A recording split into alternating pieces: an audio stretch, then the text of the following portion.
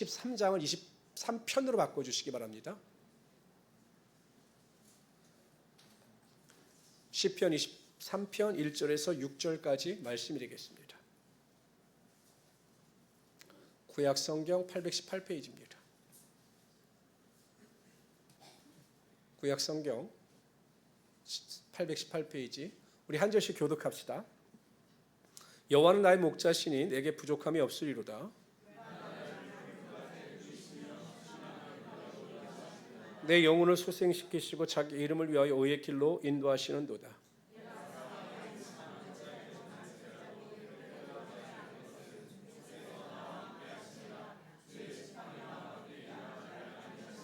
주께서 내 원수의 목전에서 내게 상을 차려주시고 기름을 내 머리에 부으셨으니 내 잔이 넘치나이다.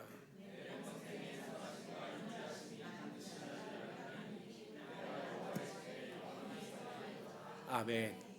저는 오늘 읽어드릴 본 말씀을 가지고 신앙의 핵심은 관계입니다. 이 같은 제목으로 하나님의 말씀을 전가하도록 하겠습니다. 한번 여러분 생각해 보십시오. 여러분은 나에게 무엇이 주어지거나 어떠한 환경이 되면 행복하실 것 같습니까?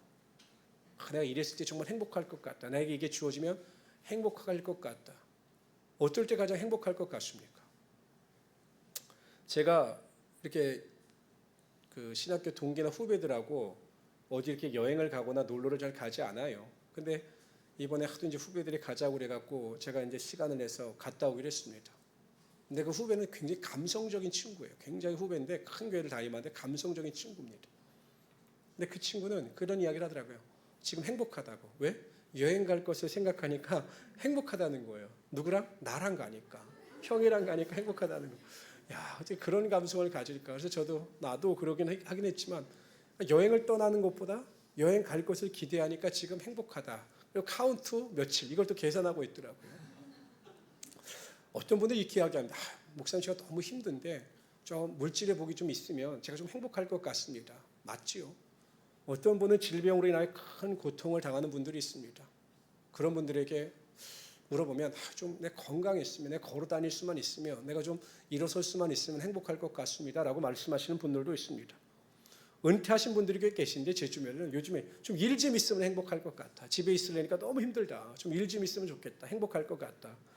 그랬더니 그 아내분이 그러대요. 우리 남편이 좀 나갔으면 좀 행복할 것 같다. 매일 집에만 있으니까 너무 힘들다는 거예요. 좀 나갔으면 좋겠다. 행복할 것 같다. 그러니까 다양한 환경에서 다양한 조건의 행복의 조건이 있습니다. 그런데 여러분 하버드 의대 성인 발달 연구팀이 연구를 했습니다. 이것도 단기간에 대한 연구가 아니라 85년 동안 724변의 표본을 축출해서 과연 가장 행복을 느낄 때가 언제인가를 연구했습니다. 그리고 내린 결론은 결국 인간을 가장 행복하게 만드는 요인 중에 핵심은 관계였다는 겁니다. 인간 관계. 예를 들어서 친한 친구가 있고 친한 친구와의 관계를 잘 유지하면 나이가 들더라도 행복하게 살아가게 된다는 겁니다. 부부관계가 좋으면 가족 간의 관계가 좋으면 사람들은 항상 행복을 누리며 살아가게 된다는 겁니다. 물질의 유무와 상관없이 항상 행복감을 누리며 살아가게 된다는 겁니다. 또한 친절한 이웃이 있고 친절한 사람이 있으면 행복감을 누리게 된다는 거죠. 그래서 인간 행복의 핵심 중에 하나가 바로 가장 중요한 것이 관계다. 이렇게 설명을 하고 있습니다. 저에게 만약 목사님들과 똑같이 인간관계에 있어 그 행복이 주는 효과가 그만큼 크다라고 생각하십니까? 저는 그렇다고 생각을 합니다. 저는 그래서 항상 제가 우리 교회를 행복한 우리 순복음교회로 지칭할 때도 내가 행복하고 가정이 행복하고 교회가 행복해야 나라가 행복할 수 있다라고 해서 행복한 우리 순복음교회를 지은 거거든요. 근데 저는 한 걸음 더 나아가 인간관계를 통해 주는 행복감보다 더 큰 행복감은 하나님과의 관계에서 오는 행복감이다라고 저는 생각합니다. 하나님과의 관계가 원활하지 아니하면 하나님과의 관계가 온전히 이루어지지 아니하면 영적인 은혜를 통해서 주어지는 행복감이 우리의 삶에 채워지지 않게 된다는 거죠. 그런 면에서 보면 다윗은 참으로 위대한 사람입니다. 다윗이 이 시편 23편이요. 다윗이 노년에 지은 시편으로 보고 있습니다. 인생이 안정이 되었을 때 모든 고난과 환난으로부터 모든 것을 이기고 넉넉한 인생이 되었을 때 자신의 인생을 뒤돌아보면서 기록하는 것이 시편 23편이에요. 고백하는 거죠. 내 행복의 근원이 무엇이었을까? 내 행복의 근원이 어디로부터 왔을까? 라고 고백하는 것이 하나님께서 나의 목자가 되셨기 때문에 내가 행복한 삶을 살아올 수 있었다라고 고백합니다. 여호와께서 나의 목자가 되셨기 때문에 내 인생 가운데 조금도 부족함이 없이 살아올 수 있었다. 행복한 삶을 살 수 있었다라고 고백하고 있는 것입니다. 성도 여러분, 영혼의 문제가 해결돼야 인간의 참된 행복이 찾아오게 되어 있는 것입니다. 영혼이 만족하지 않으면 인생의 참된 행복은 주어지지 않게 되는 것입니다. 저는 우리 모든 성도님들도 이 다윗의 고백처럼 하나님께서 나의 목자가 되어주시고 하나님께서 나의 아버지가 되어주시고 하나님께서 나의 삶의 주인이 되어주신다는 이 관계성을 통해서 하나님께서 채워주시는 참된 행복을 누리며 살아갈 수 있는 우리 귀한 성도들이 되시기를 바랍니다. 그래서 저는 오늘 시간 하나님께서 목자로서 양 되신 양이 된 그 다윗의 삶에 어떠한 축복을 주셨는지, 양으로서 다윗이 자신의 삶에 주어진 그 행복에 대해서 어떻게 고백하였는지에 대하여 살펴보려 함께 은혜를 나누고자 합니다. 첫 번째로 다윗은 그가 나를 푸른 풀밭에 누이시며 쉴 만한 물가로 인도하시는도다라고 고백하고 있습니다. 여러분, 양 있죠, 양. 양이 생존하기 위해서는 제일 중요한 것이 싱싱한 풀입니다. 목초지지요. 그리고 또 갈증을 해소하기 위해서는 물이 필요한 겁니다. 그래서 목자들은 말의 생존을 위해서, 양의 생존을 위해서 끊임없이 좋은 목초지와 물을 발견하기 위해 노력했고, 또는 그곳으로 양들을 인도함으로 양들이 생존할 수 있게 만들어 주었던 겁니다. 다윗은 그렇게 고백하는 겁니다. 하나님께서 나의 목자가 되어주셔서 나의 일생 가운데 모든 필요를 채워주시고 나의 삶을 풍성케 하여 주사 복의 복을 더하여 주셨다라고 고백하고 있는 겁니다. 여러분, 우리가 이 세상을 살아가는데 반드시 필요한 것이 있어요. 그중에 가장 중요한 것이 무엇이냐면 뭐니 해도 돈인 겁니다. 돈. 여러분 어떻습니까? 물질 없이 살아갈 수 있습니까? 돈 없이도 살아갈 수 있어요? 아니, 여기 올 때도 여러분 돈 없으면 어떻게 옵니까? 차비도 있어야 되고 기름값도 있어야 되고 다 우리의 인생을 살아가는 데 있어 정말 물질은 중요한 겁니다. 우리가 지난주에 아버지 학교에서 이야기를 나누다가 그런 이야기가 나왔습니다. 아버지의 역할에 대해서 이야기하다가 정말 아버지로서 중요한 역할 중에 하나가 무엇이냐, 경제적 책임을 져서 자녀들로 하여금 절대 경제적인 어려움을 당치 않게 하고 또 어쨌든 지원해 주는 것이 아버지의 역할로서 정말 중요하다. 뭐 사랑도 있고 다 있는데 경제적으로 어려우면 참 가정에서 아버지의 역할을 감당해 나가는 것이 쉽지 않다라는 의견들을 나누었습니다. 맞아요. 여러분, 우리 삶에 여러분 솔직히 아무리 뭐 믿음이 좋고 뭐 매일 기도하고 화목하다 할지라도 우리의 삶에 여러분 재물이 없고 경제적으로 어려우면 신앙생활 제대로 하기는 쉽지 않습니다. 근데 여러분 감사한 것이 무엇이냐? 하나님께서 우리에게 이러한 것이 필요할 것을 아신다라는 겁니다. 외면하시는 것이 아니라 그래, 우리 인생 가운데 우리의 삶 가운데 너희들 가운데 그 재물이 필요한 것을 내가 알아, 이렇게 말씀하셔요. 마태복음 6장 31절 32절에 보면 이렇게 말씀하십니다. 그러므로 염려하여 이르기를 무엇을 먹을까 무엇을 마실까 무엇을 입을까 하지 말라. 먹을 것 입을 것 마실 것 때문에 걱정하지 말라라는 것입니다. 이는 다 이방인들이 구하는 것이라. 너희 하늘 아버지께서 이 모든 것이 너에게 있어야 할 줄을 아시느니라. 아셔요. 우리가 먹고 사는 데 필요한 것이 무엇이라는 것을 하나님은 분명히 아십니다. 그리고 성경을 보면 하나님께서 때를 따라 돕는 은혜 가운데 구하는 자들에게 모든 것을 채워주셨고 부족함이 없도록 하나님께서 베풀어 주셨음을 성경을 통해서 우리는 압니다. 중요한 것이 있습니다. 이것을 우리가 어떻게 더 효과적으로 하나님으로부터 은혜 가운데 얻을 수 있느냐라는 것입니다. 그러니까 여러분, 우리가 하나님으로부터 물질을 받아 그것을 어떻게 잘 사용하고 유용하게 사용하고 행복하게 사용할 수 있느냐라는 것입니다. 예수님께서는 이와 관련해 이렇게 말씀하십니다. 그런즉 너희는 먼저 그의 나라와 그의 의를 구하라. 이 말씀인즉 하나님과의 올바른 관계를 형성해라. 삶의 우선순위가 무엇인가를 분명히 정하라. 그리하면 이 모든 것, 먹을 것, 입을 것, 마실 것을 하나님께서 너에게 채워주실 것이다. 이렇게 말씀하고 있는 것입니다.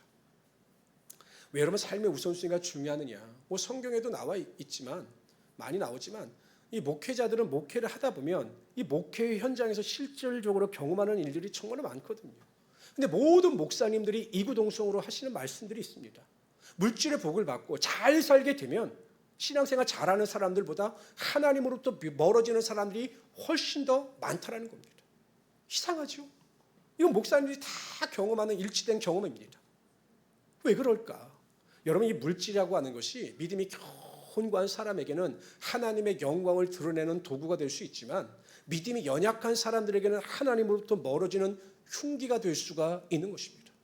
그래서 우리가 하나님 안에서 하나님 우선주의 신앙의 삶을 살아가지 아니하면 물질의 복을 받았을 때 반드시 믿음에서 멀어지게 되어 있는 것입니다.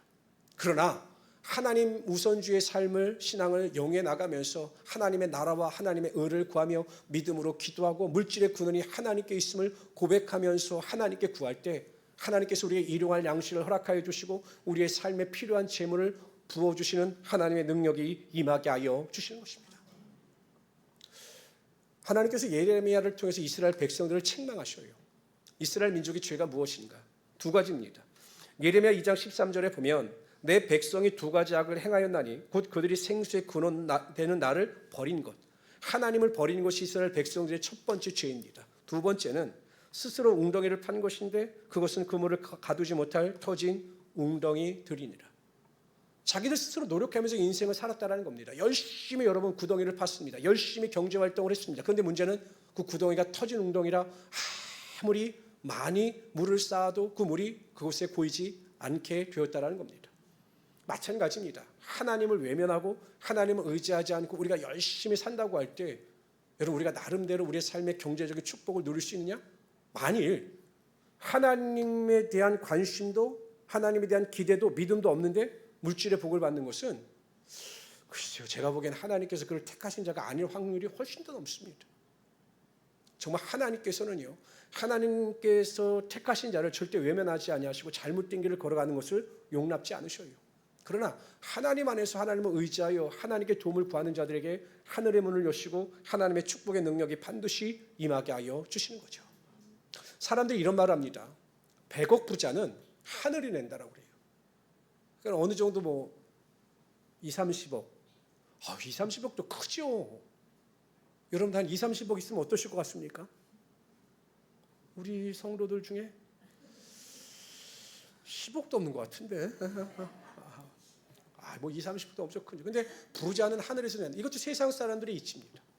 모든 물질의 복도 하나님께서 여실 때 우리의 삶에 하나님의 축복이 임하게 하여 주시는 것입니다. 그래서 저는 우리 모든 성도님들이 내 스스로 노력해서 물질의 복을 얻는 것도 중요하지만 조금 더 하나님을 의지하고 하나님을 신뢰함으로 말미암아 하나님께서 열어주시는 하늘의 신령한 축복의 능력, 물질의 복을 누리며 살아갈 수 있는 우리 귀한 성도들 되시기를 주님의 이름으로 축원합니다. 두 번째, 다윗은 하나님께서 어떻게 자기를 축복하시냐? 쉴 만한 물가로 인도하신다는 거예요. 쉴 만한 물가. 그냥 물가가 아닙니다. 쉴 수 있는, 안식할 수 있는 물가로 항상 자기를 인도하셨다. 이렇게 고백하고 있습니다.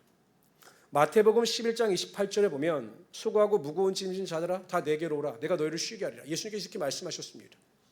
예수는 우리에게 쉼을 주기를 원하시고 우리가 평안 가운데 거하기를 원하시는 겁니다. 여러분 쉰다는 의미가 무엇일까요? 여러분 지금 휴가철인가요? 휴가 있으신 분 계십니까? 어저께 보니까 동해안이 난리도 아니더라고요. 휴가지가. 보니까 그냥 막 바닷가마다 막 사람이 왜 그렇게 많은지. 근데 저는 그게 안 부러워요. 아니 저 떼약볕 밑에서 저거 뭐 하는 거지? 막 그냥 사람들이 우글우글 되는 데서 막 그냥 조 타고 막 물결 타고 막 바닷물 마시고 그거 얼마나 짤 텐데 막. 그래도 여러분 그 사람들 표정을 보면 괴로워하는 사람은 한 사람도 없어요. 너무 좋아서 행복해합니다. 막 빠져도 행복해하고 막 여자들은 남자들이 던지면 더 행복해하고 막 너무 행복해하는 거예요. 왜 그럴까?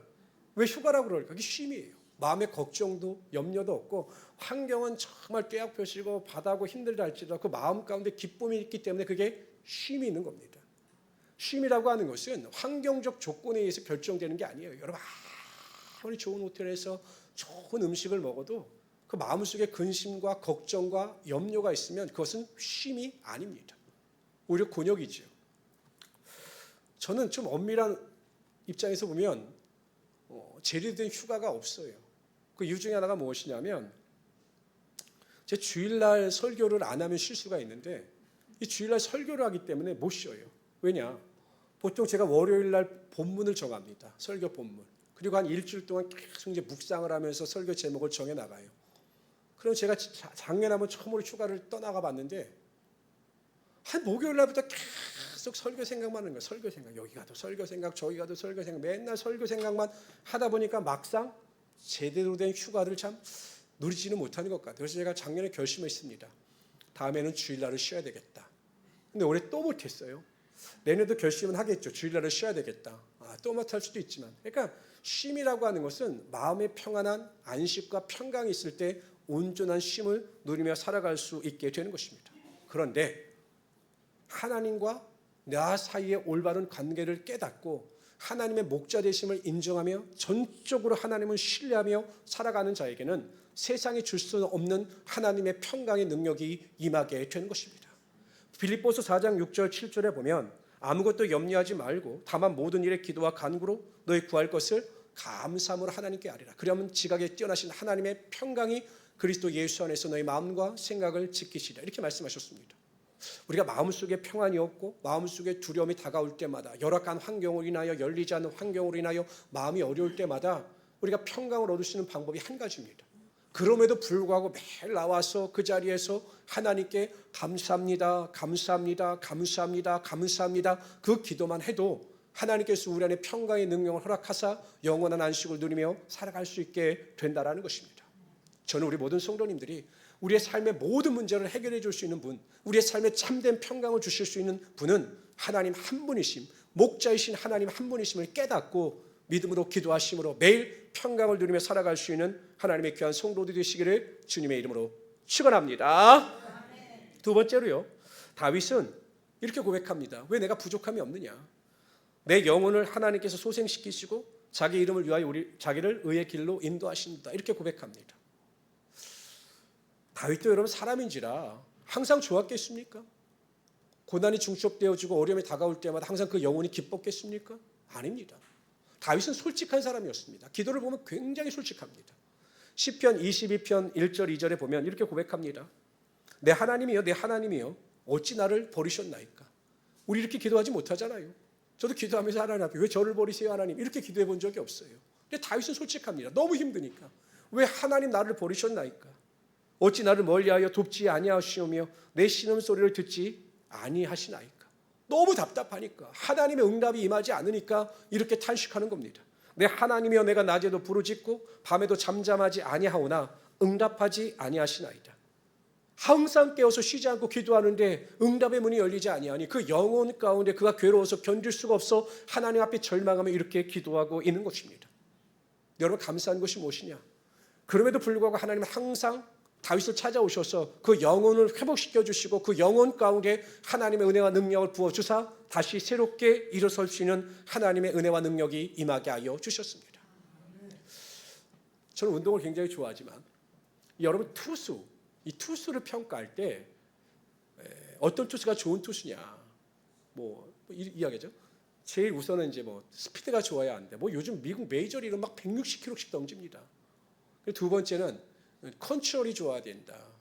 예전에 그 애틀란타 그렉 매덕스라고 하는 대투수가 있었는데 공 빠르게 한 140km 내는데 이 사람은 그냥 원하는 대로 공을 던지니까 엄청나게 유명한 투수였습니다. 근데 마지막에 강조하는 것이 있어요. 스피드도 중요하고 볼 컨트롤도 중요한데 제일 중요한 것이 멘탈, 위기관리 능력이 있어야 한다는 거예요. 아무리 안타를 맞아도 흔들리지 않는 그 위기관리 능력이 있어야 좋은 투수가 될 수 있다, 이렇게 이야기합니다. 저는 성도들의 삶에 있어서도 우리가 믿음이 성장하고 성숙하기 위해서 가장 중요한 것이 이 위기관리 능력입니다. 여러분, 항상 좋습니까? 항상 마음의 즐거움이 흘러 넘치십니까? 항상 그 마음 가운데 기쁨이 떠나지 아니하십니까? 고난과 환난이 다가오도 하나님을 찬양하고 하나님께 영광을 돌리십니까? 그럴 분도 없을 겁니다. 우리도 때로는 영혼이 낙심하고 절망할 때가 있습니다. 아니, 원망과 불평이 나오지요. 그게 안 나오겠습니까? 제가 이번 주에도 집에 혼자 있는데 갑자기 전기가 나가버렸어요. 밤 8시 반에. 그 다음날 업자가 왔는데 이거 찾을 수가 없다는 거예요. 그러니까 찾는다고 그냥 온 집을 다 엉망으로 만들어버렸어요. 짐을 다 꺼내버리고. 그리고 저는 또 짐 찾다가 발가락을 또 모서리 쪄가지고 그냥 피멍이 시꺼멓게 들어버렸어요. 그래서 3시쯤 자기는 가버렸어요. 정리도 안 하고. 근데 또 가스가 안 들어와요. 샤워를 하려고 그랬더니 가스불이 또 고장이 났어요. 연락을 했더니 또 온대요. 그리고 온 것이 한 4시예요. 그리고 짐을 하나 정리하는데 누가 가장 먼저 생각났을까요? 야, 이 사람은 운도 좋다. 정말 운도 좋다. 왜 내가 이런 고통을 나 혼자만 당해야 하느냐. 이 생각이 안 들겠어요? 갑자기 짜증이 확 올라오는 거예요. 34도에 에어컨도 못 틀고 막 더워가지고 한편으로는 감사하더라고요. 아, 이래서 아침 기도를 쉬게 하셨나? 그러다 제가 바꿨습니다. 감사하자를 계속 반복했어요. 감사하자, 감사하자, 감사하자, 감사하자, 감사하자. 그래서 한 6시쯤에 정리가 되고 사랑스러운 우리 아들이 해맑은 모습으로 와서 또 밥 같이 먹자 그러니까 너무 행복한 거죠. 그러니까 우리가 순간순간마다 막 이렇게 짜증이 올라오고 원망이 올라오고 불평이 올라올 때가 있어요. 우리의 영혼이 그냥 막 힘들 때가 있습니다. 그때 여러분 이것을 관리하지 못하면 우리의 신앙이 나락으로 떨어지고 마는 겁니다. 그래서 신앙의 위기관리 능력이 굉장히 중요한 것입니다.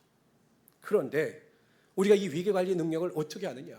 그 시편에 그 해답이 나와 있습니다. 그냥 우리 마음이 막 절망과 우리의 영혼이 막 낙심되고 우울할 때 어떻게 해야 되는가? 시편 42편 5절에 보면 고라 자손들이 이렇게 고백합니다. 내 영혼아 내가 어찌하여 낙심하며 내 영혼에게 선포하는 겁니다. 내 영혼아 내가 어찌하여 낙심하며 어찌하여 내 속에서 불안해하는가? 너는 하나님께 소망을 두라. 그가 나타나 도우심으로 말미암아 내가 여전히 찬송하리로다. 우리의 영혼이 힘들 때마다 세상이나 사람 바라보지 말고 하나님께 소망을 두라는 것입니다. 하나님께 소망을 두라고 하는 것은 하나님의 약속의 말씀에 소망을 두라는 것입니다. 하나님은 위로의 하나님이 되시고 소망의 하나님이 되시기 때문에 말씀을 통하여 우리를 위로하시고 우리의 영혼 가운데 하나님의 은혜를 다시 부어줄 것을 기대하면서 다시 일어서라는 것입니다. 하나님의 약속을 보십시오. 부정적인 게 있습니까? 우리에게 해가 되는 것이 있습니까? 아무리 성경을 찾아봐도 하나님의 약속 중에 우리가 해가 되고 우리에게 부족함이 있게 되는 것은 없습니다. 좋은 것으로 넉넉한 것으로 채워주시겠다라고 하는 하나님의 약속이 존재할 뿐인 것입니다. 그래서 여러분 우리가 영혼이 힘들 때마다 하나님의 말씀으로 돌아가서 그 약속을 붙잡고 묵상하고 기도하며 간구할 때 하나님께서 우리 마음 가운데 소망을 주사 우리의 영혼이 다시 소성되며 회복되어지며 성숙한 영혼으로 더 전진해 나갈 수 있게 될 것입니다. 두 번째로요, 자기 이름을 위하여 의의 길로 인도하신다라고 이야기했습니다. 하나님은 거룩하신 하나님이 되십니다. 그렇죠. 여러분 참 이상한 게 자녀들은요 부모의 유전자를 가지고 태어나잖아요. 참 신기합니다. 가끔 저희도 보면 우리 집 식구들을 보면 우리 자녀들을 보면 야 어떻게 이렇게 아버지하고 너무 비슷하지? 식성이 이렇게 비슷하지? 생각하는 게 이렇게 비슷하지? 놀랄 때가 있어요. 그 왜 그럴까요? 유전자죠. DNA 때문에. 근데 여러분 하나님께서 우리를 하나님의 자녀로 삼아주시고 구원하실 때 하나님의 DNA를 우리에게 심으셨다라고 성경은 말씀하셔요. 보세요. 요한일서 3장 9절입니다. 있습니다. 시작.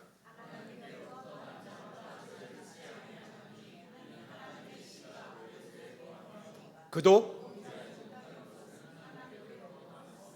우리가 여러분 구원을 받아 하나님의 자녀가 되는 순간 우리의 죄를 고백하고 회개하여 하나님의 자녀가 되는 순간 구원을 얻는 순간 하나님의 거룩한 DNA가 우리 안에 들어감으로 말미암아 항상 우리가 거룩한 생각과 거룩한 마음과 거룩한 결단을 하며 살아가게 되어 있다는 것입니다. 그러니까 여러분 구원받은 성도들은 생각이 바뀌어요. 내가 거룩하게 살고자 하는 마음의 소망이 생기게 되는 것입니다. 악을 멀리하고 의로움을 쫓아 살고자 하는 하나님의 은혜가 임하게 된다는 것입니다. 근데 여러분 구원을 받았는데도 여전히 거짓말하고 비판하고 정죄하고 남을 해롭게 하는 것은 성경에 비춰보면 구원받지 못한 증거라고 볼 수도 있는 것입니다. 이처럼 하나님은 하나님의 영광 거룩한 이름을 위하여 거룩한 자로서 우리가 거룩한 길을 걸어가게 하여 주십니다. 근데 여러분 우리가 거룩하게 살고 의롭게 사는 것이 우리의 삶의 불행이냐? 아니에요. 하나님께서 우리에게 거룩함을 요구하신 이유는 한 가지입니다. 우리에게 상을 주시기 위함입니다. 우리가 이 땅에서 하나님 말씀을 쫓아 말씀대로 순종하며 살아가는 자에게 하늘의 상급이 쌓게 하시고 하나님 나라에 들어갈 때 우리가 그 상급을 보면서 기뻐하며 그 상급의 영광 가운데 거하게 하여 주시라는 것입니다. 그래서 여러분 항상 하나님께서 나의 목자가 되시고 나를 지켜보시는다라고 하는 그 코람데오의 신앙을 가지시고 이 땅에서 거룩함을 쫓아 승리하며 살아갈 수 있는 하나님의 귀한 성도들 되시기를 주님의 이름으로 축원합니다. 근데 참 살기가 쉽지 않아요. 제가 이번에도 유튜브를 보다 깜짝 놀란 게 그 한불린가? 그분의 그 교통사고 유튜브 방송이 나왔어요. 근데 이제 피해자 입장에서 상대방을 고소한 겁니다. 살짝 부딪혔는데 한의원에 6주 동안 입원하고 어마어마한 합의금을 요구했다는 거예요. 그래서 사람들로 하여금 한 이 정도 접촉사고인데 그 정도로 입원해야 되고 그 정도로 합의금을 요구하는 게 이게 말이 됩니까? 라고 이 피해자 입장에서 이제 호소한 거죠. 근데 제가 너무 낯빛이 부끄러웠던 게 뭐냐면 그분이 그 정도의 부상, 피해자가 그 정도의 부상이 아니다라고 하는 결론이 나왔습니다. 그 결론의 증거 중에 하나가 무엇이냐? 교통사고를 하고 교회 수련회 갔다는 거예요. 자기 브이로그에 올렸는데 수련회 가서 막 뛰어놀고 막 제트스키 타고 하는 것을 그날 올린 거예요. 부상당한 사람이. 어디 갔어요? 교회 수련회 가서. 난 이게 여러분 예수 믿는 사람들의 이게 모습일까요? 아닐 겁니다.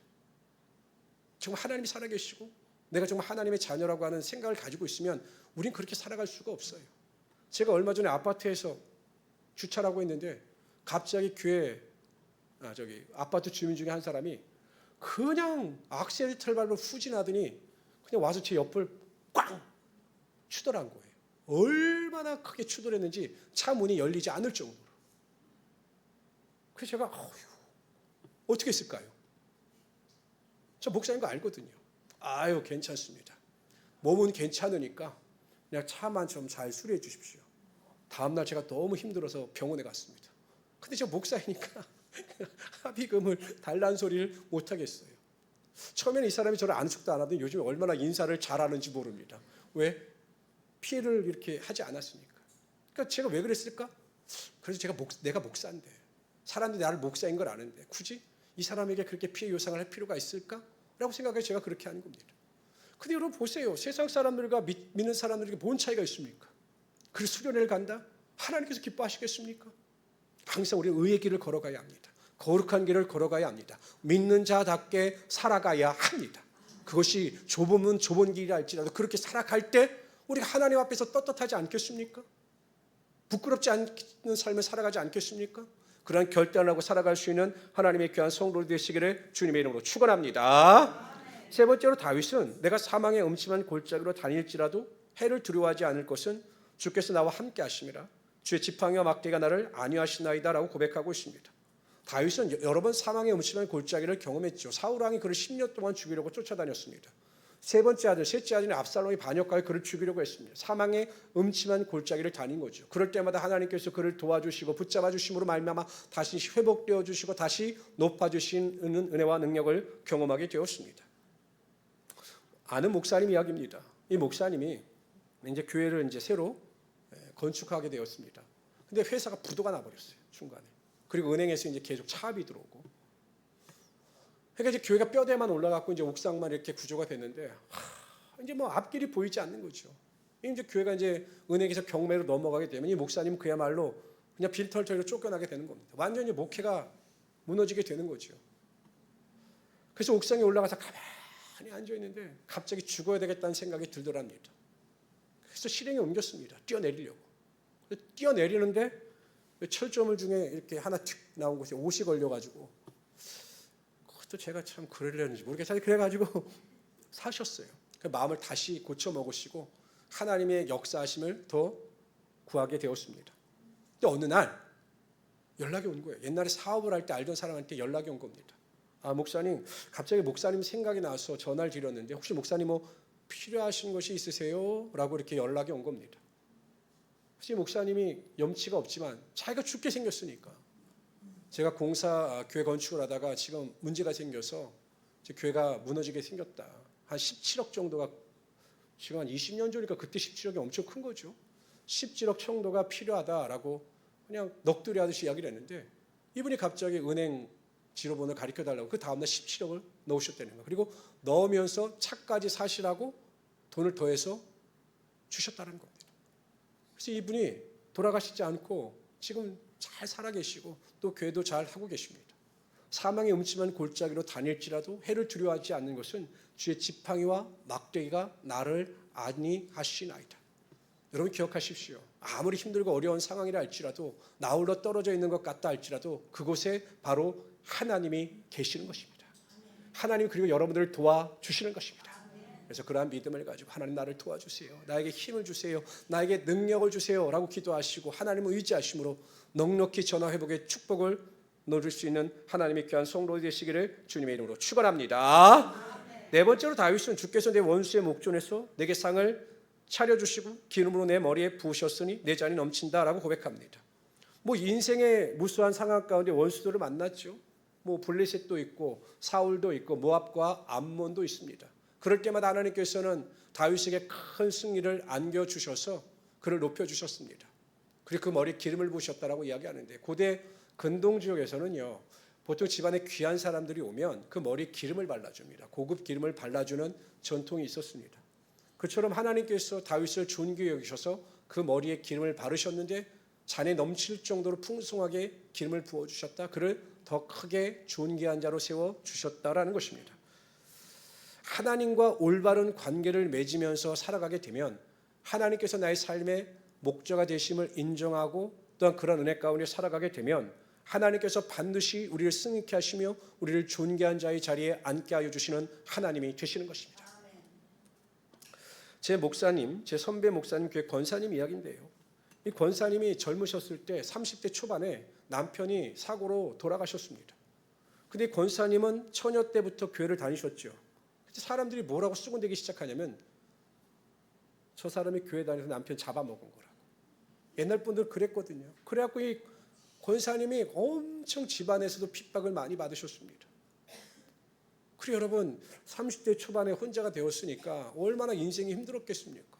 그 아들 하나 키우기 위해서 정말 자신의 삶을 희생하면서 열심히 살았습니다. 근데 새벽 기도는 한 번도 빠지지 않고 예배 시간도 한 번도 빠지지 않고 열심히 예배 중심의 삶을 사셨습니다. 교회 일에도 헌신하셨습니다. 그 아들에게도 믿음을 가르쳤고 이 아들 또한 믿음 안에서 정말 잘 자랐습니다. 근데 아들이 정말 공부를 잘하는 겁니다. 그래서 명문대학교 나와서 사법고시 패스했습니다. 그리고 우리나라에서 큰 로펌 회사에 취직이 되었습니다. 변호사로. 그때부터 이 권사님에 대한 호칭이 완전히 바뀐 거죠. 옛날에는 무슨 땡 누구 엄마 이러더니 갑자기 변호사 어머니 이러면서 정말 이 권사님을 존중하고 존경하고 또한 그러한 자로 여기기 시작했다는 거예요. 마을에서. 그러니까 하나님께서요, 그 많은 어려움 속에서도 묵묵히 하나님을 기대하고 또한 소망하며 나갈 때 하나님의 역사와 능력을 통해서 권사님을 존귀한 자로 세워주시고 하나님의 은혜의 자리 가운데 구할 수 있게 하여 주신 것입니다. 성도 여러분, 하나님께서 높이시면 낮출 자가 없습니다.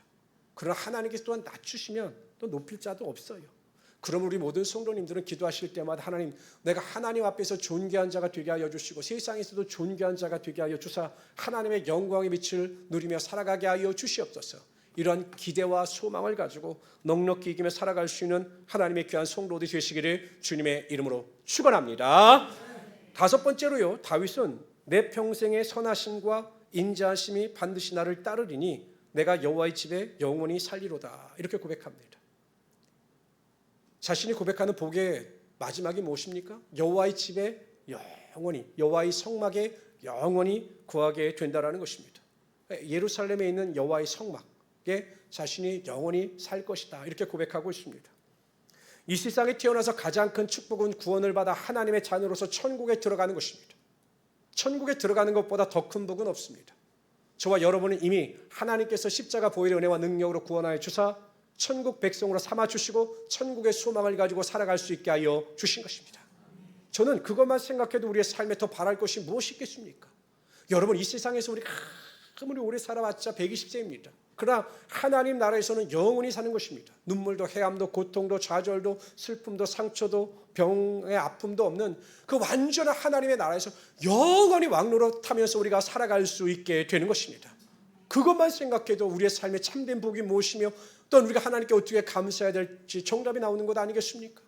하나님은 우리의 삶의 목자가 되어주셔서 천국으로 우리를 인도하시는 하나님이 되시는 것입니다. 항상 기대와 소망을 가지고 이 땅이 아니라 하나님 나라의 소망을 가지고 모든 일에 넉넉히 이기며 살아갈 수 있는 하나님의 귀한 성도들이 되시기를 주님의 이름으로 축원합니다. 우리의 삶의 가장 중요한 것은 내가 무슨 일을 하느냐가 아닙니다. 그러니까 우리 성도들은 내가 무슨 일을 해서 어떻게 해서 어떤 수고와 노력을 해서 내가 이렇게 해야겠다라고 하는 인생의 계획이 삶의 전부가 아니다라는 것입니다.